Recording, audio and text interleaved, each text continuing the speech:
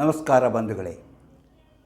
ನಾವು ಜೀವನದಲ್ಲಿ ಹೇಗಿರ್ತೀವಿ, ಜನಗಳೊಂದಿಗೆ ಹೇಗೆ ಬೆರೀತೀವಿ, ನಮಗೆ ಅದರಿಂದ ಏನಾದರೂ ಲಾಭ ಆಗ್ತಿದೆಯೇ, ನಾವು ಜನರೊಂದಿಗೆ ಬೆರೆತಾಗ ನಮಗೇನು ಅದರಿಂದ ಉಪಯೋಗ, ಆ ರೀತಿಯಲ್ಲಿ ಜನರಿಂದ ಉಪಯೋಗವಾಗುವಂಥ ಏನಾದರೂ ಸುದ್ದಿ ಇದೆಯೇ, ನಮ್ಮ ಜೀವನದಲ್ಲಿ ನಾವು ಬೇರೆಯವರೊಂದಿಗೆ ಸ್ನೇಹ, ಪ್ರೀತಿ, ವಿಶ್ವಾಸದಿಂದ ಇದ್ದು ನಮ್ಮ ಜೀವನದಲ್ಲಿ ಸೌಭಾಗ್ಯಗಳನ್ನು ತರಲು ಸಾಧ್ಯವೇ ಮುಂತಾದ ವಿಚಾರಗಳನ್ನು ತಿಳಿದುಕೊಂಡಾಗ ನೀವು ನಿಮ್ಮ ಜೀವನದಲ್ಲಿ ಯಶಸ್ವಿಯಾಗುತ್ತೀರಿ. ಅದೇ ರೀತಿ ಇದೆಲ್ಲವೂ ಇದ್ದರೂ ಸಹ ನನಗೆ ಯಾಕೆ ಜೀವನದಲ್ಲಿ ನಾನು ಅಭಿವೃದ್ಧಿ ಆಗ್ತಾ ಇಲ್ಲ, ನನ್ನ ಜೀವನದಲ್ಲಿ ಯಾಕೆ ತೊಂದರೆ ಆಗ್ತದೆ, ಯಾಕೆ ಜೀವನದಲ್ಲಿ ನೀವು ಹೇಳಿದಾಗ ಯಾವುದು ನಡೀತಾ ಇಲ್ವಲ್ಲ, ಯಾಕೆ? ಅದಕ್ಕೂ ಕೆಲವು ಹಲವಾರು ಚಿಹ್ನೆಗಳಿದೆ. ಆ ಚಿಹ್ನೆಗಳು ನೋಡಿದಾಗ, ಇಂತಹ ಚಿಹ್ನೆಗಳಿದ್ದಾಗ ನಿಮ್ಮ ಜೀವನದಲ್ಲಿ ನೀವು ಏನು ಮಾಡಿದ್ರೂ ನೀವು ಯಶಸ್ವಿಯಾಗುವುದಿಲ್ಲ. ನಿಮಗೆ ತೊಂದರೆಗಳು ಬರ್ತಾ ಇರುತ್ತೆ, ಏನಾದರೂ ಸಮಸ್ಯೆಗಳೆದುರಾಗುತ್ತೆ. ಅಂಥ ಸಮಸ್ಯೆಗಳನ್ನು ಪರಿಹರಿಸುವುದು ಹೇಗೆ ಮುಂತಾದ ವಿಚಾರಗಳನ್ನು ಇವತ್ತಿನ ವಿಡಿಯೋಗಳಲ್ಲಿ ಹೇಳಬೇಕಂತಿದ್ದೇನೆ. ಅದಕ್ಕಿಂತ ಮೊದಲು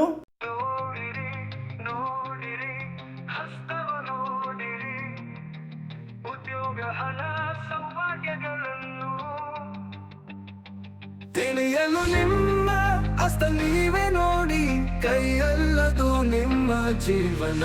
ಎಲ್ಲರಿಗೂ ಮಾಣಿಯಾ ಟೈಮ್ಸ್ ಯೂಟ್ಯೂಬ್ ಚಾನಲ್ಗೆ ಸ್ವಾಗತ. ಈ ರೀತಿ ನಮ್ಮ ಜೀವನದಲ್ಲಿ ಏನು ನಡೆಯುತ್ತದೆ, ನಮ್ಮ ಜೀವನದ ರೇಖೆಗಳು ಏನನ್ನು ತಿಳಿಸುತ್ತದೆ, ನಾನು ಜೀವನದಲ್ಲಿ ಯಶಸ್ವಿಯಾಗುತ್ತೇನೋ ಇಲ್ಲವೋ, ಅಯ್ಯೋ ನಾನು ಮಾಡಿದ ಕೆಲಸ ಯಶಸ್ವಿಯಾಗುತ್ತೋ, ನಾನು ಅವ್ರ ಜೊತೆಯಲ್ಲಿ ಇದ್ದರಿಂದ ನನಗೇನು ಉಪಯೋಗ ಇದೆಯೇ, ನಾನು ಅವ್ರ ಜೊತೆ ಈ ರೀತಿ ಪ್ರೀತಿ ವಿಶ್ವಾಸದಿಂದ ಇರಲು ಸಾಧ್ಯವೇ ಮುಂತಾದ ವಿಚಾರಗಳು ನಿಮಗೆ ತಿಳಿಯುವ ಕುತೂಹಲ ಇರುತ್ತದೆ. ಅಂತಹ ವಿಚಾರಗಳನ್ನು ನಾನು ಇವತ್ತು ನಿಮ್ಮ ಜೊತೆ ಹಂಚಿಕೊಳ್ಳಬೇಕಂತೇನೆ. BM ಫ್ಯೂಚರಾಲಜಿ ರಿಸರ್ಚ್ ಸೆಂಟರ್ನವರು ತಯಾರಿಸಿಕೊಟ್ಟಂತಹ ಈ ವಿಡಿಯೋವನ್ನು ನಿಮಗೆ ತೋರಿಸಲು ನನಗೆ ಸಂತೋಷವಾಗುತ್ತದೆ. ಅದಕ್ಕಿಂತ ಮೊದಲು ನೀವಿನ್ನೂ ಮಾಣಿಯಾ ಟೈಮ್ಸ್ ಯೂಟ್ಯೂಬ್ ಚಾನಲನ್ನು ಸಬ್ಸ್ಕ್ರೈಬ್ ಮಾಡಿಲ್ಲವಾದರೆ ಈಗಲೇ ಕೆಳಗೆ ಕಾಣುವ ಸಬ್ಸ್ಕ್ರೈಬ್ ಎಂದು ಬರೆದಿರುವಲ್ಲಿ ಒಮ್ಮೆ ಕ್ಲಿಕ್ ಮಾಡಿ ಸಾಕು, ನೀವು ಸಬ್ಸ್ಕ್ರೈಬ್ ಆಗ್ತೀರಿ. ಹಾಗೆಯೇ ಪಕ್ಕದಲ್ಲಿ ಕಾಣುವ ಗಂಟೆಯ ಚಿಹ್ನೆಯನ್ನು ನೀವು ಒಮ್ಮೆ ಕ್ಲಿಕ್ ಮಾಡಿದರೆ ಮಾಣಿಯಾ ಟೈಮ್ಸ್ ಯೂಟ್ಯೂಬ್ ಚಾನಲ್ ಯಾವುದೇ ಹೊಸ ವೀಡಿಯೋ ಅಪ್ಲೋಡ್ ಆದ ಕೂಡಲೇ ನಿಮ್ಮ ಮೊಬೈಲ್ಗೆ ನೋಟಿಫಿಕೇಷನ್ ಬರುವುದರಿಂದ ನೀವು ಎಲ್ಲ ವೀಡಿಯೋಗಳನ್ನು ನೋಡಿ ಹೆಚ್ಚು ಹೆಚ್ಚು ವಿಷಯಗಳನ್ನು ತಿಳಿದುಕೊಂಡು ಜೀವನದಲ್ಲಿ ಅಭಿವೃದ್ಧಿಯಾಗಲು ಸಾಧ್ಯ. ಹಾಗೆಯೇ ಪ್ರತಿಯೊಂದು ವಿಡಿಯೋವನ್ನು ಆರಂಭದಿಂದ ಕೊನೆಯವರೆಗೂ ನೋಡಿ, ಲೈಕ್ ಮಾಡಿ, ಶೇರ್ ಮಾಡಿ, ಪ್ರೋತ್ಸಾಹ ಕೊಡಲು ಮರೆಯದಿರಿ. ನಿಮ್ಮೆಲ್ಲರ ಸಹಕಾರ ನಮಗೆ ಅವಶ್ಯಕ. ಇನ್ನೊಂದು ವಿಚಾರವನ್ನು ನಾನು ನಿಮಗೆ ಹೇಳಬೇಕು. ಎಷ್ಟೋ ಜನಗಳಿಗೆ ಇಂತಹ ವಿಚಾರಗಳಲ್ಲಿ ನಂಬಿಕೆ ಇದೆ, ತುಂಬ ಅವರು ತಮ್ಮ ಭವಿಷ್ಯವನ್ನು ತಿಳಿಯಲು ಕುತೂಹಲದಿಂದ ಕಾಯುತ್ತಿದ್ದಾರೆ. ಅಂತಹ ಜನಗಳು ತಮ್ಮ ಭವಿಷ್ಯವನ್ನು ತಿಳಿದುಕೊಳ್ಳಲು ಏನು ಮಾಡಲಿ, ನಿಮ್ಮನ್ನು ಭೇಟಿಯಾಗಬೇಕಲ್ಲ, ಏನು ಮಾಡಲಿ ಅಂತ ಕೇಳ್ತಾರೆ. ನನಗೆ ಭೇಟಿಯಾಗಲು ನನ್ನ ಕೆಲಸ ಒತ್ತಡದಿಂದ ಸಾಧ್ಯವಾಗುವುದಿಲ್ಲ, ಆದುದರಿಂದ ಆನ್ಲೈನ್ನಲ್ಲಿ ನಿಮಗೆ ನಾನು ನಿಮ್ಮ ಭವಿಷ್ಯವನ್ನು ತಿಳಿಸುತ್ತೇನೆ. ಅದಕ್ಕೆ ನೀವು ಏನು ಮಾಡಬೇಕು ಎಂಬುದನ್ನು ನೀವು ಇದರಲ್ಲಿ ಕೊಟ್ಟಿರುವಂತಹ ವಾಟ್ಸಪ್ ನಂಬರಿಗೆ ವಾಟ್ಸಪ್ ಮೆಸೇಜ್ ಮಾಡಿದರೆ ಸಾಕು. ಕೂಡಲೇ ನಾನು ನಿಮಗೆ ಏನು ಮಾಡಿದರೆ ನಿಮ್ಮ ಭವಿಷ್ಯವನ್ನು ನೀವು ನಿಮ್ಮ ಮನೆಯಲ್ಲೇ ಕುಳಿತು ತಿಳಿದುಕೊಳ್ಳಲು ಸಾಧ್ಯ ಎಂಬುದನ್ನು ತಿಳಿಸುತ್ತೇನೆ. ಅದರಂತೆ ನೀವು ಮಾಡಿದರೆ ನಿಮ್ಮ ಭವಿಷ್ಯ ನಿಮ್ಮ ಮನೆ ಬಾಗಿಲಿಗೆ ಬರುತ್ತೆ, ನಿಮ್ಮ ಮೊಬೈಲ್ನಲ್ಲಿ ಬರುತ್ತದೆ. ಅದಕ್ಕಾಗಿ ನೀವು ಏನು ಮಾಡಬೇಕೆಂಬುದನ್ನು ತಿಳಿಯಲು ಇದರಲ್ಲಿ ಕೊಟ್ಟಿರುವಂಥ ವಾಟ್ಸಪ್ ನಂಬರ್ ಕೊಟ್ಟಿರ್ತೀನಿ. ಆ ವಾಟ್ಸಪ್ ನಂಬರಿಗೆ ನೀವು ಹಾಯ್ ಅಂತ ಕಳಿಸಿ, ಅಥವಾ ಎಸ್ ಅಂತ ಕಳಿಸಿ, ಇಲ್ಲ ಭವಿಷ್ಯ ತಿಳಿಯಬೇಕು ಅಂತ ಕಳಿಸಿ, ಏನಾದರೂ ಕಳಿಸಿ, ನಾವು ಕೂಡಲೇ ನಿಮಗೆ ರಿಪ್ಲೈ ಮಾಡ್ತೇವೆ. ಈಗ ನಾನು ವಿಷಯಕ್ಕೆ ಬರುತ್ತೇನೆ. ಈಗ ನಮ್ಮ ಈ ರೇಖೆಗಳು, ಪ್ರತಿಯೊಂದು ರೇಖೆಗಳು ಕೆಲವೊಮ್ಮೆ ಎರಡಾಗಿ ಸೀಳಿರುತ್ತದೆ, ಕೆಲವೊಮ್ಮೆ ಹಾಗೆಯೇ ಇರುತ್ತದೆ. ಹಾಗಿದ್ದಾಗ ಏನು ಅರ್ಥ, ಸೀಳಿದಾಗ ಏನು ಅರ್ಥ ಎಂಬುದನ್ನು ನಾವು ತಿಳ್ಕೋಬೇಕು. ನಾವು ನಮ್ಮ ಹೃದಯ ರೇಖೆಯಿಂದ ಏನನ್ನು ತಿಳಿಸ್ತೇವೆ, ಏನನ್ನು ತಿಳಿಯಬೇಕೆಂತಿದ್ವಿ ಎಂಬುದನ್ನು ಮೊದಲು ನೀವು ಅರ್ಥ ಮಾಡ್ಕೋಬೇಕು. ನಮ್ಮ ಹೃದಯ ರೇಖೆ ಯಾವುದೆಂದು ನಿಮಗೆ ಗೊತ್ತಿದೆ. ಇದೇ ನೋಡಿ ಹೃದಯ ರೇಖೆ. ಈಗ ನೋಡಿ, ಈ ಕಿರುಬೆರಳ ಕೆಳಗಿಂದ ಬಂದಿರುವಂತಹ ರೇಖೆ ಅದು ನಮ್ಮ ಹೃದಯ ರೇಖೆ, ಅಥವಾ ಅದನ್ನು ನಾವು ಹಾರ್ಟ್ ಲೈನ್ ಅಂತ ಹೇಳ್ತೀವಿ. ಈ ಲೈನು ನೇರವಾಗಿ ಗುರುಪರ್ವವಾಗಿ ನೋಡಿ, ಇದು ಗುರುಪರ್ವಕ್ಕೆ ಬಂದಿದ್ದರೆ ನೋಡಿ, ಹಿಂಗೆ ಬಂದಿದ್ದರೆ ಗುರುಪರ್ವಕ್ಕೆ ಬಂದಿದ್ದ, ನೇರವಾಗಿ ಗುರುಪರ್ವಕ್ಕೆ ಬಂದಿದ್ದರೆ ಆ ವ್ಯಕ್ತಿ ಇಮೋಷ್ನಲ್ ಗುಣದವರು. ಇಮೋಷ್ನಲ್, ಯಾವುದೇ ಬೇಗಲೇ ಅವರಿಗೆ ಇಮೋಷನ್ ಬಂದುಬಿಡುತ್ತೆ. ಯಾವುದೇ ವಿಚಾರವಾಗಲಿ ಅವರಿಗೆ ಕನಿಕರ, ದಯೆ, ಅಳು, ಕೋಪ, ತಾಪ ಎಲ್ಲವೂ ಇರುತ್ತೆ, ಎಲ್ಲವೂ ಒಟ್ಟಿಗಿರುತ್ತೆ. ಅಂದರೆ ಇಮೋಷನ್ ಜಾಸ್ತಿ ಅವರಿಗೆ. ಅವರು ತುಂಬ ಹೆಲ್ಪ್ಫುಲ್ ಮ್ಯಾನ್, ಅಂದರೆ ಬೇರೆಯವರಿಗೆ ಸಹಾಯ ಮಾಡಬೇಕೆಂಬುದು ಅವರ ಒಂದು ಹುಟ್ಟುಗುಣ. ಅಂದರೆ ಬೇರೆಯವರಿಗೆ ಸಹಾಯ ಮಾಡಬೇಕೆಂಬುದು ಅವರ ಹುಟ್ಟುಗುಣ. ಆದ್ದರಿಂದ ಅವರು ಎಲ್ಲರಿಗೂ ಸಹಾಯ ಮಾಡಲು ಯಾವಾಗಲೂ ಮುಂದಾಗಿರುತ್ತಾರೆ. ಪಾಂಡಿತ್ಯ ಅವರ ಹೆಗ್ಗುರುತು. ಪಾಂಡಿತ್ಯ ಇರುತ್ತೆ, ಅಂದರೆ ಹೀಗೆ ಇಲ್ಲಿ ಬಂದಾಗ ಅವರು ಹೆಚ್ಚಿನ ಪಾಂಡಿತ್ಯವನ್ನು ಹೊಂದಿರುತ್ತಾರೆ. ಆ ಪಾಂಡಿತ್ಯದಿಂದ ಅವರು ತಮ್ಮ ಜೀವನದಲ್ಲಿ ಒಳ್ಳೆಯ ಸಾಧನೆ ಮಾಡುತ್ತಾರೆ, ಹೆಚ್ಚಿನ ಹಣಕಾಸನ್ನು ಸಂಪಾದಿಸುತ್ತಾರೆ. ಅವರು ಅದಕ್ಕಾಗಿ ಕಷ್ಟಪಡ್ತಾರೆ. ಆ ಪಾಂಡಿತ್ಯವನ್ನು ಗಳಿಸಿ ಅವರು ಹಣ ಸಂಪಾದನೆಯನ್ನು ಮಾಡ್ತಾರೆ ಎಂಬುದು ಈ ರೀತಿಯ ಒಂದು ಹೃದಯ ರೇಖೆ ಎಲ್ಲಿ ಬರಬೇಕು? ಗುರುಪರ್ವಕ್ಕೆ ಬರಬೇಕು. ಆಗಿದ್ದರೆ ಆದರೆ ಆ ಗುರುರೇಖೆ ಆ ಗುರುಪರ್ವದಲ್ಲಿ ಹೀಗೆ ಎರಡಾಗಿ ಸೀಳಿದ್ದರೆ, ಅಂದರೆ ಕೊನೆಯಲ್ಲಿ ಎರಡಾಗಿ ಸೀಳಿರೋದು, ಹೀಗೆ ಕವಲೊಡೆದಿರೋದು ಕೊನೆಯಲ್ಲಿ ಹಾಗೆ ಬಂದಿದ್ದರೆ ಅವರ ತಿಳುವಳಿಕೆ, ಅವರ ನಿರ್ಧಾರ ತೆಗೆದುಕೊಳ್ಳುವ ವಿಧಾನ, ಅವರು ಮಾಡುವಂಥ ಕೆಲಸ, ಅವರ ಪಾಂಡಿತ್ಯದಲ್ಲಿ ಅವರಿಗಿರುವ ನಿಪುಣತೆ ಎಲ್ಲವನ್ನು ಹೆಚ್ಚಾಗಿ ಕಾಣುತ್ತೇವೆ. ಒಂದಲ್ಲ ಎರಡು ವಿಧದಲ್ಲಿ ಅವರಿಗೆ ಅಂತಹ ಪಾಂಡಿತ್ಯಗಳಿರುವುದರಿಂದ ಅವರು ಹೆಚ್ಚಿನ ಹಣಕಾಸನ್ನು ಸಂಪಾದನೆ ಮಾಡ್ತಾರೆ. ಅಂದರೆ ಅದು ಸಿಂಗಲ್ ಆಗಿದ್ದಾಗ ಅವರು ಪಾಂಡಿತ್ಯ ಇದೆ, ಆದರೆ ಹೀಗೆ ಸೀಲೊಡೆದಾಗ ಅದರ ಗುಣ ಮತ್ತಷ್ಟು ಹೆಚ್ಚಾಗುತ್ತೆ, ದ್ವಿಗುಣಗೊಳ್ಳುತ್ತದೆ ಎಂಬುದು ಅವರಿಗೆ ಯಾವಾಗಲೂ ಕೆಲಸದಲ್ಲಿ ತುಂಬ ಆಸಕ್ತಿ ಇರುತ್ತದೆ. ಯಾವುದೇ ಕೆಲಸ ಉತ್ಸಾಹದಿಂದ ಮಾಡುತ್ತಾರೆ. ಪಾಂಡಿತ್ಯದಿಂದ ಎಲ್ಲವನ್ನೂ ಅವರು ಮಾಡಿ ಸೈ ಎನಿಸಿಕೊಳ್ಳುತ್ತಾರೆ. ಅವರಿಗೆ ಉತ್ಸಾಹ ಮತ್ತು ಶಕ್ತಿ ಎಲ್ಲವೂ ಇರುತ್ತದೆ. ಎಲ್ಲವೂ ಒಟ್ಟಿಗೆ ಇರುವುದರಿಂದ ಅವರು ಸಮಾಜದಲ್ಲಿ ಗೌರವಾನ್ವಿತ ವ್ಯಕ್ತಿಯಾಗಿ ಬೆಳೆಯುತ್ತಾರೆ ಎಂಬುದು ಈ ರೀತಿಯ ಕವಲೊಡೆದಾಗ. ಹಾಗಾದರೆ ಇನ್ನೊಂದು ಕವಲು, ಒಟ್ಟಾರೆ 3 ಕವಲು ಹಿಂಗೆ ಹೊಡೆದಿದ್ದರೆ, ಅಂದರೆ ತ್ರಿಶೂಲದ ಕಡೆ ತ್ರಿಶೂಲದಂತೆ ಕೊನೆಗೊಂಡಿದ್ದರೆ ಅವರು ಹೆಚ್ಚಿನ ಉತ್ಸಾಹ, ಅವರು ಹೆಚ್ಚಿನ ಪಾಂಡಿತ್ಯವನ್ನು, ಸಮಸ್ಯೆಗಳಿಗೆ ಪರಿಹಾರವನ್ನು ಕಂಡುಕೊಳ್ಳುವಂತಹ ಅವರು ಜಾಣರಾಗಿರುತ್ತಾರೆ. ಅವರು ಹೆಚ್ಚಿನ ಪಾಂಡಿತ್ಯ ಮತ್ತು ಯಾವುದೇ ಒಂದು ಸಮಸ್ಯೆ ಎದುರಾದರೂ ಅದಕ್ಕೆ ಪರಿಹಾರವನ್ನು ಕಂಡುಕೊಳ್ಳುವಲ್ಲಿ ಅವರು ಬಹಳ ನಿಪುಣರಾಗಿರುತ್ತಾರೆ. ಹೆಚ್ಚು ಜನರಿಗೆ ಅವರ ಸಹಾಯ ದೊರೆಯುತ್ತದೆ. ಆದುದರಿಂದ ಜನರು ಇವರನ್ನು ನಮಗೆ ಸಹಾಯ ಬೇಕೆಂದು ಕೇಳಿಕೊಂಡು ಬರುತ್ತಾರೆ. ಅಂದರೆ ಅವರು ಜನಪ್ರಿಯ ವ್ಯಕ್ತಿಯಾಗುತ್ತಾರೆ. ಡೆಡಿಕೇಶನ್ ಎಂದರೆ ಇವರನ್ನೇ ನೋಡಿ ಕಲಿಬೇಕು. ಯಾವುದೇ ಒಂದು ಕೆಲಸ ಮಾಡಿದರೂ ಅದರಲ್ಲಿ ಮನಸ್ಸಿಟ್ಟು ಏಕಾಗ್ರತೆಯಿಂದ ಆ ಕೆಲಸವನ್ನು ಮಾಡಿ ಮುಗಿಸುವ ತನಕ ಅವರು ಬಿಡುವುದಿಲ್ಲ. ಅದನ್ನು ಅವರು ಡೆಡಿಕೇಶನ್ ಆಗಿರುತ್ತಾರೆ. ಇವರನ್ನೇ ಡೆಡಿಕೇಶನ್ ಕಂಡು ಕಲಿಬೇಕಾದ್ರೆ ಇವರನ್ನೇ ನೋಡಿ ಕಲಿಬೇಕು ಅಂತಾರೆ. ಜ್ಞಾನರೇಖೆ ಈಗ ನೋಡಿ ಅಷ್ಟೊಂದಾಯಿತು. ಈಗ ಈ ರೇಖೆ ನಾವು ಹೇಳಿದೆ, ಹೃದಯ ರೇಖೆ ಕವಲೊಡೆದಾಗ ಅದು ಗುರುಪರ್ವಕ್ಕೆ ಬಂದಾಗ ಏನೇನು ಆಗುತ್ತದೆ ಎಂಬುದರ ಬಗ್ಗೆ ನಾವು ಇಷ್ಟುವರೆಗೂ ಚರ್ಚೆ ಮಾಡಿದೆವು. ಈಗ ನೋಡಿ ಜ್ಞಾನರೇಖೆ ನಿಮ್ಗೆ ಗೊತ್ತಿದೆ, ಹೆಡ್ಲೈನ್ ಅಥವಾ ಜ್ಞಾನರೇಖೆ. ಇದು ನೋಡಿ ಇದೆ, ಎಲ್ಲಿಂದ ಹೊರಟಿದೆ? ಮಂಗಳ ಪರ್ವ, ಅಂದರೆ ಈ ಹಸ್ತದ ಈ ಕಡೆಯ ಕೊನೆಯಿಂದ ಆ ಕಡೆ ಕಿರುಬೆರಳ ಕಡೆಗೆ ಹೊರಟಿರುತ್ತದೆ. ಇದು ಕಿರುಬೆರಳ ಕಡೆಗೆ ಬರೋದಿಲ್ಲ, ಇಲ್ಲಿ ತನಕ ನಿಂತೋಗಿದೆ. ಅಂದರೆ ಕಿರುಬೆರಳ ಕಡೆವರೆಗೆ ಬಂದು ನಿಂತೋಗಿರುತ್ತದೆ. ಅಂದರೆ ಇಲ್ಲಿ ತನಕ ಬಂದು ಕಿರುಬೆರಳ ಕಡೆಗೆ ಅದರ ಈ ಆಳಕ್ಕೆ ಇಲ್ಲಿ ಬರಲ್ಲ, ಇದು ಇಲ್ಲೇ ನಿಂತೋಗ್ಬಿಟ್ಟಿದೆ. ಹೀಗಿದ್ದಾಗ ಇವರು ವಿಶಾಲ ಹೃದಯರಾಗಿರುತ್ತಾರೆ. ಇವರು ವಿಶಾಲ ಹೃದಯ ಅಂದರೆ ಯಾವುದೇ ಒಂದು ಕೆಲಸ ಕಾರ್ಯಗಳಲ್ಲಿ ವಿಶಾಲ ಮನಸ್ಸನ್ನು ಹೊಂದಿರುತ್ತಾರೆ. ಹಾಗೆ ಯಾರಿಗಾದರೂ ವಿಚಾರಗಳನ್ನು ತಿಳಿಬೇಕಾದರೆ ವಿಶಾಲವಾದ ಮನಸ್ಸಿನಿಂದ ಅವರ ವಿಚಾರಗಳನ್ನು ತಿಳಿದುಕೊಂಡು ಅವರಿಗೆ ಬೇಕಾದ ನೆರವು ನೀಡುತ್ತಾರೆ. ಕಲ್ಪನಾ ಶಕ್ತಿ ಹೆಚ್ಚಾಗಿರುತ್ತದೆ ಇವರಿಗೆ. ಕಲ್ಪನಾ ಶಕ್ತಿ ಅಂದರೆ ಯಾವುದೇ ಕೆಲಸವನ್ನು ಮಾಡಬೇಕು, ಹಾಗೆ ಮಾಡಬೇಕು, ಹೀಗೆ ಮಾಡಬೇಕು, ಹಿಂಗೆ ರೀತಿ ಮಾಡಬೇಕು ಎಂಬುದ ಕಲ್ಪನೆ ಇರುತ್ತೆ ಅವರಿಗೆ. ಆಗ ಹಣ, ಇವರು ಕಲ್ಪನಾ ಶಕ್ತಿಯಿಂದಲೇ ಹಣವನ್ನು ಗಳಿಸುತ್ತಾರೆ. ಕಥೆ ಕಾದಂಬರಿ ಬರೀಬೋದು, ಅಥವಾ ಯಾವುದಾದರೂ ಒಂದು ವಿಷಯವನ್ನು ಸಂಶೋಧನೆ ಮಾಡಿ ಹಣವನ್ನು ಸಂಪಾದನೆ ಮಾಡುವಂತಹ ಒಂದು ಶಕ್ತಿ ಇವರಿಗಿದೆ.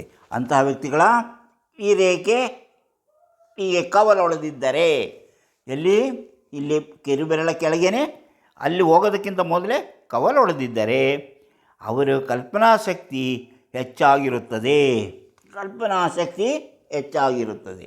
ಅದು ಒಂದು ಚಂದ್ರಪರ್ವದ ಕಡೆ ಹೋಗಿದ್ದರೆ, ಒಂದು ರೇಖೆ ಕವಲೊಡೆದು ಒಂದು ರೇಖೆ ಚಂದ್ರಪರ್ವದ ಕಡೆ, ಇದು ಚಂದ್ರಪರ್ವ ನಿಮ್ಗೆ ಗೊತ್ತಿದೆ, ಇದು ಚಂದ್ರಪರ್ವದ ಕಡೆ ಹೋಗಿದ್ದರೆ ಅವರಲ್ಲಿ ಕಲ್ಪನಾ ಶಕ್ತಿ ಹೆಚ್ಚಾಗಿದ್ದು, ಆ ಕಲ್ಪನಾ ಶಕ್ತಿಯಿಂದ ಹಣ ಮಾಡುವುದನ್ನು ತಿಳಿದುಕೊಂಡಿರುತ್ತಾರೆ. ಯಾವ ರೀತಿ ಹಣ ಮಾಡಬೇಕು, ತಾನು ಯಾವ ಕೆಲಸ ಮಾಡಿದರೆ ಹಣ ಬರುತ್ತದೆ, ತಮ್ಮ ಕೆಲಸ ಯಾವ ರೀತಿ ಮಾಡಿ ಮುಗಿಸಿದರೆ ಹಣ ಗಳಿಸಬಹುದು, ಹಾಗೆಂತ ಯೋಚನೆ ಮಾಡುವಂತಹ ಒಂದು ಕಲ್ಪನೆ ಅವರ ಮನಸ್ಸಿನಲ್ಲಿರುವುದರಿಂದ ಅವರು ಹೇರಳ ಧನ ಸಂಪಾದನೆಯ ದಾರಿಯನ್ನು ಕಂಡುಕೊಳ್ಳುತ್ತಾರೆ.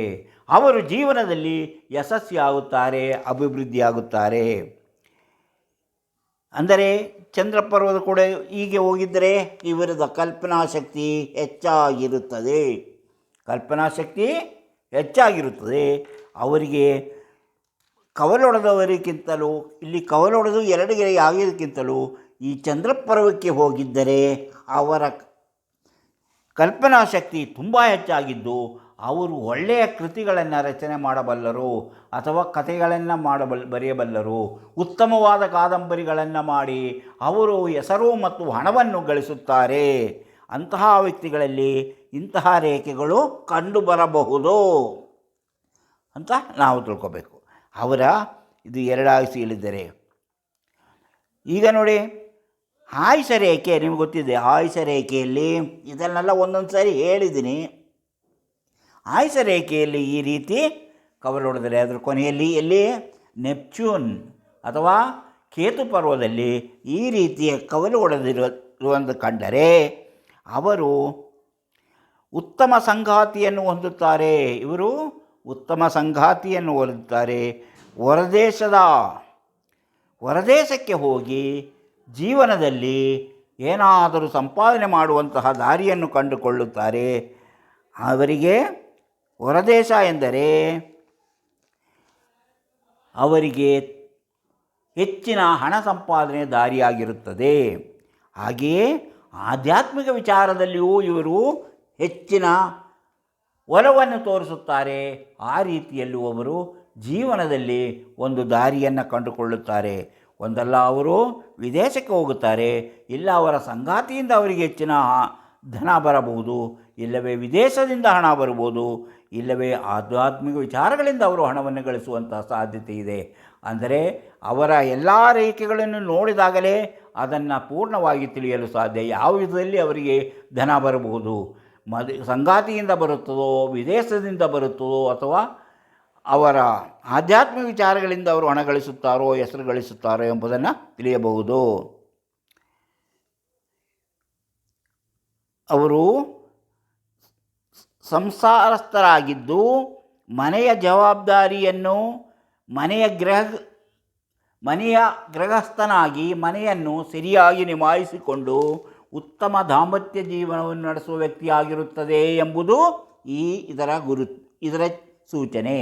ಅಂದರೆ ಇವರು ಬರೀ ಹಣ ಗಳಿಸುವುದು ಮಾತ್ರ ಅಲ್ಲ, ಒಳ್ಳೆಯ ಗೃಹಸ್ಥನಾಗಿರುತ್ತಾನೆ. ಅಂದರೆ ಗೃಹಸ್ಥನ ಅಥವಾ ಗೃಹಿಣಿಯಾಗಿರುತ್ತಾರೆ. ತನ್ನ ಸಂಗಾತಿಗೆ ಬೇಕಾದ ಸಲಹೆ ಸೂಚನೆಯನ್ನು ಕೊಡುತ್ತಾರೆ. ಹಾಗೂ ಆಧ್ಯಾತ್ಮಿಕ ವಿಚಾರಗಳಲ್ಲೂ ಅವರು ಹೆಚ್ಚಿನ ಒಲವನ್ನು ಇಟ್ಟುಕೊಂಡಿರುತ್ತಾರೆ. ಇಲ್ಲ ವಿದೇಶಕ್ಕೆ ಹೋಗಲು ಮಾರ್ಗದರ್ಶನವನ್ನು ಅವರ ಸಂಗಾತಿಯಿಂದ ಪಡೆಯಲು ಸಾಧ್ಯವಾಗುತ್ತದೆ. ಇನ್ನು ಭಾಗ್ಯರೇಖೆ ಹೀಗೆ ಕವಲೊಡೆದಿದ್ದರೆ, ಭಾಗ್ಯರೇಖೆ ಇಲ್ಲಿ ಶನಿ ಪರ್ವದಲ್ಲಿ ಹೀಗೆ ಕವಲೊಡೆದರೆ ಅವರ ಜೀವನ ಸಂಧ್ಯಾ ಸಮಯದಲ್ಲಿ ಅವರಲ್ಲಿ ಹೆಚ್ಚಿನ ಧನ ಸಂಪಾದನೆ ಆಗುವಂತಹ, ಹೆಚ್ಚಿನ ಧನವನ್ನು ಸಂಪಾದನೆ ಮಾಡಿ ಜೀವನವನ್ನು ಭದ್ರತೆಪಡಿಸಿಕೊಳ್ಳುವಂತಹ ಸಾಧ್ಯತೆ ಕಂಡುಬರುತ್ತದೆ. ಅಂದರೆ ಅವರು ಜೀವನದಲ್ಲಿ ಉತ್ತಮ ಸ್ಥಾನಮಾನಗಳನ್ನು ಪಡೆಯುತ್ತಾರೆ ಎಂಬುದರ ಸೂಚನೆ. ಅದೇ ರೀತಿ ನೋಡಿ, ಕೆಲವರಿಗೆ ಯಾಕೋ ಡಿಪ್ರೆಷನ್ ಆಗುತ್ತೆ, ಫ್ರಸ್ಟ್ರೇಷನ್ ಆಗುತ್ತೆ ಮತ್ತು ಸಾಡ್ನೆಸ್ ಆಗುತ್ತೆ. ಅಂದರೆ ಯಾವುದೇ ಡಿಪ್ರೆಷನ್ ಆಗ್ಬೋದು, ಏನೋ ಚಿಂತೆ ಕಾಡ್ಬೋದು, ಇಲ್ಲ ದುಃಖದಿಂದ ಇರುತ್ತಾರೆ. ಯಾಕೆ ಹೀಗಾಗುತ್ತದೆ ಎಂಬುದನ್ನು ತಿಳ್ಕೊಳ್ಳೋಣ. ಅಂತಹವರ ಕೈಯಲ್ಲಿ ಈಗ ಜ್ಞಾನರೇಖೆಯಲ್ಲಿ ಇಂತಹ ಚಿಹ್ನೆಗಳು, ಅಡ್ಡ ಚಿಹ್ನೆಗಳು, ಇಂತಹ ಚಿಹ್ನೆಗಳಿದ್ದಾಗ ಅವರು ಮಾನಸಿಕವಾಗಿ ವಿಭ್ರಾಂತಿಯನ್ನು ಹೊಂದುತ್ತಾರೆ, ನಿರ್ಧಾರವನ್ನು ಕೆಟ್ಟದಾಗಿ ಮಾಡುತ್ತಾರೆ, ತಾವು ತೆಗೆದುಕೊಳ್ಳುವ ನಿರ್ಧಾರವನ್ನು ಕೆಟ್ಟದಾಗಿ ಮಾಡುತ್ತಾರೆ. ಈ ರೀತಿಯ ಇದ್ದಾಗ ಅಂತಹ ಚಿಹ್ನೆಗಳಿದೆ. ನಾನು ಹೇಳಿದ ಎಲ್ಲ ಚಿಹ್ನೆಗಳು ಇರುತ್ತೆ ಅವರಿಗೆ. ಆದರೆ ಈ ರೀತಿಯ ಒಂದು ಚಿಹ್ನೆ ಬಂದುಬಿಟ್ರೆ ನಾನು ಆಗಲೇ ಹೇಳಿದ್ದಂತಹ ಯಾವ ಸೌಭಾಗ್ಯಗಳು ಅವರಲ್ಲಿ ಸರಿಯಾದ ಸಮಯದಲ್ಲಿ ಕಂಡುಬರುವುದಿಲ್ಲ ಎಂಬುದನ್ನು ತಿಳಿದುಕೊಳ್ಳಬೇಕು. ಅದರಿಂದ ಇಂತಹ ಚಿಹ್ನೆಗಳಿದ್ದವರು ಅವರು ತಮ್ಮ ಈ ರೀತಿಯ ಇದ್ದಾಗ ಅದನ್ನು ನಿವಾರಿಸಿಕೊಳ್ಳುವ ಬಗ್ಗೆ ಯೋಚನೆ ಮಾಡಬೇಕು. ಹಾಗೆ ಕೆಲವರಲ್ಲಿ ಈ ರೀತಿಯ ಚಿಹ್ನೆ ಇರುತ್ತೆ. ಈ ರೀತಿ ಇದ್ದರೂ ಸಹ, ಹೀಗೆ ಇಂತಹ ಚಿಹ್ನೆಗಳಿದ್ದರೂ ಸಹ, ಇಂಥ ಗೆರೆಗಳು ಕೆಳಮುಖವಾಗಿದ್ದರೂ ಸಹ ಅವರಲ್ಲೂ ಸಹ ಕೆಟ್ಟ ಫಲವನ್ನು ಸೂಚಿಸುತ್ತದೆ. ಅಂದರೆ ವ್ಯಾಪಾರ ವ್ಯವಹಾರ, ಉದ್ಯೋಗದಲ್ಲಿ ಸಮಸ್ಯೆಗಳು, ಅವರು ಯಾವುದೇ ರೀತಿಯ ಕೆಲಸ ಮಾಡಬೇಕಾದರೂ ಅದನ್ನು ಸರಿಯಾದ ರೀತಿಯಲ್ಲಿ ನಿರ್ಧಾರ ಮಾಡುವುದಿಲ್ಲ, ಯೋಚಿಸುವುದಿಲ್ಲ. ಇವರಿಗೆ ಎಲ್ಲವೂ ಇರುತ್ತದೆ, ಈ ರೀತಿ ಇರ್ಬೋದು, ಈ ರೀತಿ ಇರ್ಬೋದು, ಈ ರೀತಿ. ಇಂತಹ ಯಾವುದಾದರೂ ಚಿಹ್ನೆ ಬಂದಾಗ ಅವರ ನಿರ್ಧಾರಗಳೇ ಬದಲಾಗೋಗಿ ಅವರ ಜೀವನದಲ್ಲಿ ಯಶಸ್ವಿಯಾಗುವುದಿಲ್ಲ. ಅವರು ಒಳ್ಳೆಯ ಕೆಲಸ ಅಂತ ಹೋಗಿ ಮಾಡಿದರೆ ಆ ಕೆಲಸ ಕೆಟ್ಟದಾಗಿ ಪರಿಣಮಿಸುತ್ತದೆ, ಅಥವಾ ಮಾಡೋಕ್ಕೆ ಹೋದರೆ ಬಂದ ದುಡ್ಡಿಗಿಂತಲೂ ಹೆಚ್ಚಿನ ಖರ್ಚಾಗುತ್ತದೆ. ಅಂತಹ ಸಮಸ್ಯೆಗಳಿಂದಾಗಿ ಅವರು ಕಷ್ಟವನ್ನು ಅನುಭವಿಸುತ್ತಾರೆ. ಇನ್ನು ಒಂದು ವೇಳೆ ಎಲ್ಲಾದರೂ ಕಪ್ಪು ಚುಕ್ಕೆ ಗೆರೆಯ ಮೇಲೆ ಬಂದರೆ, ಕಪ್ಪೆ ಚುಕ್ಕೆ ಯಾವುದೇ ಗೆರೆಯ ಮೇಲೆ ಕಪ್ಪು ಚುಕ್ಕೆ ಬಂದರೆ ಅವರು ಈಗ ಹೃದಯ ರೇಖೆಯ ಮೇಲೆ ಕಪ್ಪು ಚುಕ್ಕೆ ಬಂದರೆ ಹೃದ್ರೋಗಕ್ಕೆ ಕಾರಣವಾಗುತ್ತದೆ. ಹೃದ್ರೋಗ ಅಂದರೆ ಹೃದಯಕ್ಕೆ ಸಂಬಂಧಪಟ್ಟ ರೋಗಗಳು ಕಾಣಿಸಿಕೊಳ್ಳಲು ಸಾಧ್ಯವಿದೆ. ಅದೇ ರೀತಿ ನಿಮ್ಮ ಆಯುಷ್ಯ ರೇಖೆಯ ಮೇಲೆ ಬಂದರೆ ನಿಮ್ಮ ಆರೋಗ್ಯದ ಮೇಲೆ ಕೆಟ್ಟ ಪರಿಣಾಮವಾಗುತ್ತದೆ. ಯಾವುದೇ ರೀತಿಯ ನಿಮ್ಮ ಈಗ ಭಾಗ್ಯರೇಖೆಯ ಮೇಲೆ ನಿಮ್ಮ ಬಂದರೆ ಅದು ನಿಮ್ಮ ಕೆಲಸ ಕಾರ್ಯಗಳಲ್ಲಿ, ನೀವು ಮಾಡುವಂಥ ಕೆಲಸ ಕಾರ್ಯಗಳಲ್ಲಿ ಅಡೆತಡೆಗಳು, ನೀವು ಮಾಡುವಂಥ ಕೆಲಸದಿಂದ ನಿಮಗೆ ಲಾಭ ಬರುವುದಕ್ಕಿಂತಲೂ ನಷ್ಟವೇ ಹೆಚ್ಚಾಗಿ ಹೋಗುತ್ತದೆ. ಅದೇ ರೀತಿ ಜ್ಞಾನರೇಖೆಯಲ್ಲಿ ಬಂದರೆ, ಜ್ಞಾನರೇಖೆಯಲ್ಲಿ ಕಪ್ಪು ಚುಕ್ಕೆ ಬಂದರೆ ನಿಮ್ಮ ಶಿಕ್ಷಣ, ನೀವು ಕಲಿದ ನಿಮ್ಮ ಅನುಭವ ಎಲ್ಲವೂ ವ್ಯರ್ಥವಾಗಲಿದೆ. ಹೀಗೆ ಅದರಿಂದ ಯಾವುದೇ ಕಪ್ಪು ಚುಕ್ಕೆ ಇದೆಯೋ ನೋಡಬೇಕು. ಅಂದರೆ ಜನ್ಮ ರೇಖೆ, ಮಾನಸಿಕವಾಗಿ ಕೊರಗುವಂತಹ ಚಿಹ್ನೆ ಯಾವುದಾದ್ರೂ ನಿಮ್ಮ ಇಲ್ಲಿ ಈ ರೀತಿಯ ಒಂದು ಚಿಹ್ನೆ, ಯಾವುದೋ ಒಂದು ಗೆರೆ, ಈ ರೀತಿಯ ಒಂದು ರೌಂಡ್ ಚಿಹ್ನೆ ಇದ್ದರೆ, ಎಲ್ಲಿ ಅದು ಶನಿ ಪರ್ವದಲ್ಲಿದ್ದರೆ ಮಾನಸಿಕವಾಗಿ ಕೊರಗುವಂತಹ ಚಿಹ್ನೆ. ನಾನೀಗ ಹೇಳಿದ್ದು ಈ ಥರ ಚಿಹ್ನೆ ಇದ್ದರೂ, ಯಾವುದೇ ಚಿಹ್ನೆ ಇದ್ದರೂ ಇದು ಮಾನಸಿಕವಾಗಿ ಕೊರಗುವನ್ನು ಸೂಚನೆಯನ್ನು ಕೊಡುತ್ತದೆ. ಸೇರಲು ಏನು ಮಾಡು, ಈ ರೀತಿ ಒಂದು. ಅದೇ ರೀತಿ ನಾವು ಕೆಲವು ಚಿಹ್ನೆಗಳನ್ನು ನೋಡಿದಾಗ ನಮಗೆ ಈಗ ನೋಡಿ, ಯಾವುದಾದರೂ ಈ ರೀತಿಯ ಮಾಡಿದಾಗ ನೀವು ಹಣ ಒಂದು ಸೇರಲು ನೀವು ಏನು ಮಾಡಬೇಕಂತ ಹೇಳಿದರೆ, ಗುರುಪರ್ವವು ಚಂದ್ರ ಸೂರ್ಯ ಗುರುಪರ್ವದಲ್ಲಿ ಏನಾದರೂ ತೊಂದರೆ ಇದ್ದರೆ, ನೀವು ಗುರುಪರ್ವದಲ್ಲಿ ಏನಾದರೂ ಸಮಸ್ಯೆ ಇದ್ದಾಗ ಗಾಜಿನ ಪಾತ್ರೆಯಲ್ಲಿ ಸ್ನಾನ ಮಾಡುವಾಗ ಒಂದು ಚಿಟಿಕೆ ಅರಸಿನ ಪುಡಿಯನ್ನು ನೀರಿಗೆ ಹಾಕಿ ಸ್ನಾನ ಮಾಡಬೇಕು. ಅಥವಾ ಚಂದ್ರನಲ್ಲಿರುವಂತಹ ತೊಂದರೆ ಆದರೆ ಚಂದ್ರನಲ್ಲಿರುವಂಥ ನೀರಿಗೆ ಉಪ್ಪನ್ನು ಹಾಕಿ, ಸ್ವಲ್ಪ ಉಪ್ಪನ್ನು ಹಾಕಿ ಸ್ನಾನ ಮಾಡಬೇಕು. ಸೂರ್ಯರೇಖೆಯಲ್ಲಿ ಏನಾದರೂ ತೊಂದರೆ ಅಥವಾ ಸೂರ್ಯಪರ್ವದಲ್ಲಿ ಸಂಬಂಧಪಟ್ಟಂಥ ಆದರೆ ನೀವು ಅದಕ್ಕೆ ಸ್ವಲ್ಪ ಸಕ್ಕರೆಯನ್ನು ಹಾಕಿ ನಿಮ್ಮ ಮಲಗುವ ಕೋಣೆಯ ಅಥವಾ ಸ್ನಾನ ಮಾಡುವ ಕೋಣೆಯ ಸ್ನಾನಗೃಹದ ಪೂರ್ವ ದಿಕ್ಕಿನಲ್ಲಿ ಇರಬೇಕು. ಹೀಗೆ ಮಾಡುವುದರಿಂದ ಜೀವನದಲ್ಲಿ ಬರಬಹುದಾದ ಕಷ್ಟ ನಷ್ಟಗಳು ನಿವಾರಣೆಯಾಗಿ ನಿಮ್ಮ ಜೀವನದಲ್ಲಿ ಅಭಿವೃದ್ಧಿಯನ್ನು ಕಾಣಲು ಸಾಧ್ಯ. ಇಂತಹ ಕೆಲವು ಸಣ್ಣ ಪುಟ್ಟ ನಿವಾರಣೋಪಾಯಗಳನ್ನು ತಿಳಿದುಕೊಂಡಾಗ ನೀವು ಜೀವನದಲ್ಲಿ ಯಶಸ್ವಿಯಾಗುತ್ತೀರಿ. ಇಂತಹ ಹಲವಾರು ವಿಚಾರಗಳಿವೆ. ಅಂತಹ ವಿಚಾರಗಳನ್ನು ಮುಂದಿನ ವಿಡಿಯೋಗಳಲ್ಲಿ ಹೇಳುತ್ತಾ ಹೋಗುತ್ತೇನೆ. ನಿಮಗೆ ಈ ವಿಡಿಯೋ ಇಷ್ಟವಾದರೆ ಈಗಲೇ ಲೈಕ್ ಮಾಡಿ, ಶೇರ್ ಮಾಡಿ, ಪ್ರೋತ್ಸಾಹ ಕೊಡಿ. ಹಾಗೆಯೇ ಪ್ರತಿಯೊಂದು ವಿಡಿಯೋವನ್ನು ಆರಂಭದಿಂದ ಕೊನೆಯವರೆಗೂ ನೋಡಿ. ನಿಮಗೆ ಈ ಮಾಣಿಯಾ ಟೈಮ್ಸ್ ಯೂಟ್ಯೂಬ್ ಚಾನಲ್ ಇಷ್ಟವಾದರೆ ಈಗಲೇ ಸಬ್ಸ್ಕ್ರೈಬ್ ಮಾಡಿ, ಪ್ರೋತ್ಸಾಹ ಕೊಡಿ. ಹಾಗೆಯೇ ಪಕ್ಕದಲ್ಲಿ ಕಾಣುವ ಗಂಟೆ ಚಿಹ್ನೆಯನ್ನು ನೀವು ಒಮ್ಮೆ ಕ್ಲಿಕ್ ಮಾಡಿದರೆ ಮಾಣಿಯಾ ಟೈಮ್ಸ್ ಯೂಟ್ಯೂಬ್ ಚಾನಲಲ್ಲಿ ಬರುವ ಎಲ್ಲ ವೀಡಿಯೋಗಳು ನೋಟಿಫಿಕೇಷನ್ ಮೂಲಕ ನಿಮ್ಮ ಮೊಬೈಲಿಗೆ ಬರುತ್ತದೆ. ನೀವು ಎಲ್ಲ ವೀಡಿಯೋಗಳನ್ನು ನೋಡಬಹುದು. ಆದರೆ ಸಬ್ಸ್ಕ್ರೈಬ್ ಮಾಡಲು ಮರೆಯಬೇಡಿ. ಒಮ್ಮೆ ಸಬ್ಸ್ಕ್ರೈಬ್ ಮಾಡಿದವರು ಪದೇ ಮತ್ತೆ ಸಬ್ಸ್ಕ್ರೈಬ್ ಮಾಡುವುದು ಬೇಡ, ಒಂದೇ ಸರಿ ಮಾಡೋದು ಸಾಕು. ಹಾಗೆಯೇ ನಿಮಗೆ ಭವಿಷ್ಯ ತಿಳಿಯುವಂಥ ಆಸಕ್ತಿ, ಕುತೂಹಲ, ನಂಬಿಕೆ ಇದ್ದರೆ ಇದರಲ್ಲಿ ಕೊಟ್ಟಿರುವಂಥ ವಾಟ್ಸಪ್ ನಂಬರಿಗೆ ವಾಟ್ಸಪ್ ಮೆಸೇಜ್ ಮಾಡಿ. ನಿಮಗೆ ಏನು ಮಾಡಿದರೆ ನೀವು ಮನೆಯಲ್ಲೇ ಕುಳಿತು ನಿಮ್ಮ ಮುಂದಿನ ಭವಿಷ್ಯ ತಿಳಿಯಬಹುದು, ಅಥವಾ ನೀವು ನಿಮ್ಮ ಕಳೆದು ಹೋದಂಥ ದಿನಗಳ ಬಗ್ಗೆ ತಿಳಿದುಕೊಳ್ಳಲು, ನಿಮ್ಮ ಮುಂದಿನ ಭವಿಷ್ಯ ಯಾವ ರೀತಿ ರೂಪಿಸಿಕೊಳ್ಳಬೇಕೆಂಬುದನ್ನು ತಿಳಿದುಕೊಳ್ಳಲು ಅನುಕೂಲವಾಗುತ್ತದೆ. ಅದಕ್ಕಾಗಿ ನಿಮ್ಮ ಭವಿಷ್ಯವನ್ನು ನೀವು ತಿಳಿದುಕೊಳ್ಳಲು ಇದರಲ್ಲಿ ಕೊಟ್ಟಿರುವಂಥ ವಾಟ್ಸಪ್ ನಂಬರಿಗೆ ವಾಟ್ಸಪ್ ಮೆಸೇಜ್ ಮಾಡಿ. ಹಾಯ್ ಅಂತ ಕಳಿಸಿ ಅಥವಾ ಎಸ್ ಅಂತ ಕಳಿಸಿ. ಇಲ್ಲ ಭವಿಷ್ಯ ತಿಳಿಯಬೇಕು, ಏನು ಬೇಕು ಕಳಿಸಿದ್ರು ಕೂಡಲೇ ನಿಮಗೆ ಏನು ಮಾಡಬೇಕು ಎಂಬುದನ್ನು ತಿಳಿಸುತ್ತೇವೆ. ಅದರಂತೆ ಮುಂದುವರೆದರೆ ನಿಮ್ಮ ಭವಿಷ್ಯವನ್ನು ನೀವು ಮನೆಯಲ್ಲೇ ಕುಳಿತು ನಿಮ್ಮ ಮೊಬೈಲ್ನಲ್ಲೇ ನೋಡಬಹುದು. ಇಂತಹ ಮತ್ತೊಂದು ವಿಡಿಯೋದೊಂದಿಗೆ ಮತ್ತೆ ಬರುತ್ತೇನೆ. ಇಷ್ಟು ಹೊತ್ತು ಈ ವಿಡಿಯೋ ನೋಡಿದ ನಿಮಗೆಲ್ಲರಿಗೂ ಧನ್ಯವಾದ.